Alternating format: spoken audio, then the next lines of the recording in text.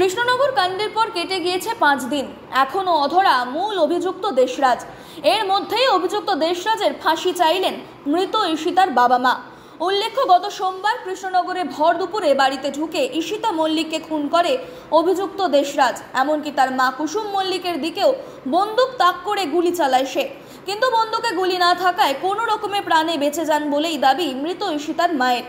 এই ঘটনার পর থেকে অভিযুক্তের খোঁজে বিভিন্ন জায়গায় তল্লাশি চালাচ্ছে পুলিশ। এমনকি উত্তরপ্রদেশে দেশরাজের বাড়িতেও একটি টিম গিয়েছে বলেই খবর। তদন্তে বেশ কিছু চ্যাট, ইমেল কৃষ্ণনগরের পুলিশের হাতে উঠে এসেছে। একটি হোয়াটসঅ্যাপ গ্রুপে দেশরাজের একটি মেসেজ পেয়েছেন তদন্তকারীরা। সেই গ্রুপে একটি বন্দুকের ছবি পোস্ট করে ডেড বডি সুন ক্যাপশন দিয়েছিল দেশরাজ। কিন্তু কেন, সেটাই এখন খতিয়ে দেখছেন তদন্তকারীরা। শুধু তাই নয়, পুলিশ জানিয়েছে সম্পর্ক বাঁচাতে দেশরাজ ঈশিতাকে নানাভাবে ইমোশনাল ব্ল্যাকমেল করেছিল। কখনো নিজের হাত কাটা, গলায় দড়ি দিয়ে আত্মহত্যার চেষ্টা করার ভিডিও দেশরাজ তাকে পাঠিয়েছিল বলেই খবর পুলিশ সূত্রের। কিন্তু তাতেও মন গলেনি ঈশিতার, আর সেই কারণেই কি এই খুন? ব্যুরো রিপোর্ট, আরোহী নিউজ।